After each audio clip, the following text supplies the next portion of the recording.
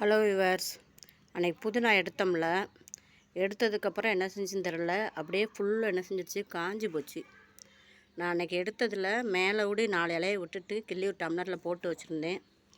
அதைத்தான் இப்போ என்ன செய்ய போகிறேன், புதுசாக இந்த பாருங்க, இப்போ புதுசாக இப்போ நட்டு விட போகிறேன். ஏற்கனவே 2 மாதம் ஆயிடுச்சு. 2 மாதத்தோட மண் கலவையை மாற்றணும்.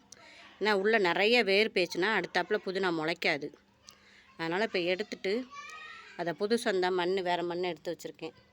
அங்கே பயிர்லேருந்து தட்டின மண் தான். இந்த மண்ணை எடுத்து போட்டு என்ன செய்ய போகிறேன், இந்த புதினாவை நட்டு விட போகிறேன். மண்ணை தட்டிட்டு அதை சரி பண்ணுவோம். இங்கே பாருங்கள் விவர்ஸ், எவ்வளோ வேர் வந்துருக்கு பாருங்கள். இப்படி வேர் இருந்துச்சுன்னா அடுத்தாப்பில் என்ன செய்ய, புதினா வந்து இப்போ கருகி தான் போகும். எவ்வளோ வேரில் ஃபுல்லும் தளிர் எவ்வளோ இருக்குன்னு பாருங்கள்.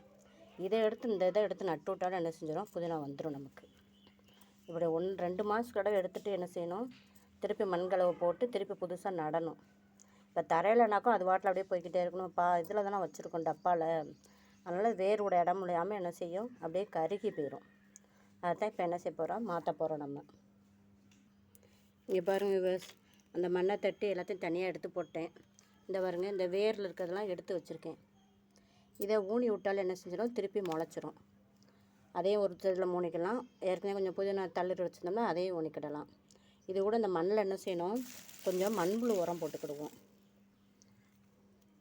மண்புழு உரம், அது கூட கொஞ்சம் வேப்ப முன்னாக்கும் போடணும். 2 கை மண்புழு உரம், 1 கை வேப்ப முன்னாக்கு.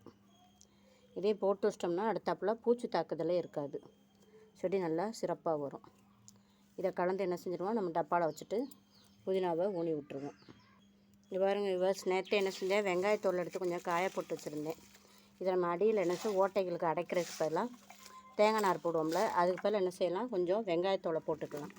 அந்த ஓட்டையும் அடைக்காது, நமக்கு செடிக்கு வந்து நல்ல பூச்சி விரட்டியாகவும் இருக்கும். இது 1.5 லிட்டர் வாட்டர் கேனு, அது வந்து 5 லிட்டர் வாட்டர் கேனு. நமக்கு இதில் வர்ற புதினாவே வீட்டுக்கு தேவையானதாக இருக்குது. இன்னும் 2 வாட்டர் கேனில் 1.5 லிட்டர் வாட்டர் கேனில் இருக்குது. பாருங்க, அடியில் நல்லா போட்டு வச்சிட்டேன். இதுக்கு மேலே என்ன செஞ்சிடும், நம்ம மண் கலவையை போட்டுறோம்னா செடி நல்லா செழிப்பாக வளரும். இதுக்குள்ளே அள்ளி கொஞ்சம் போட்டு விட்ருவோம். இதில் வந்து வேப்ப முன்னாக்கும் மண்புழு உரமும் கலந்துருக்குமா, அதுவும் நல்லா இயற்கையாக உள்ளது.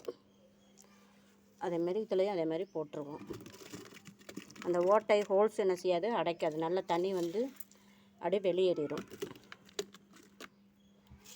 இதை 2 மாதத்துக்கு தடவை நம்ம வந்து இதை என்ன செய்யணும், கவனிக்கணும். டப்பாவில் வைக்கிறதுனால இதுவே பெரிய டப்பாவை வச்சுருந்தோம்னு வச்சுக்கோங்களேன், வேர் சைடு போய் நிறைய வரும்.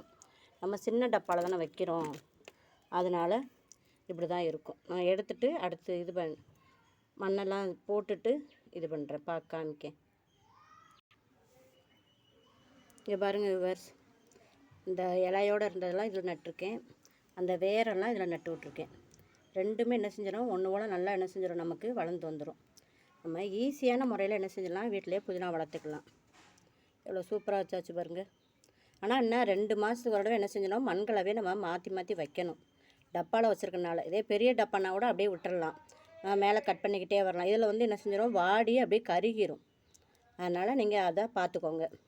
வீடியோ பிடிச்சினா லைக் பண்ணுங்கள், சப்ஸ்கிரைப் பண்ணுங்கள் ஜோதி ஃபார்மிங்கை. தேங்க்யூ.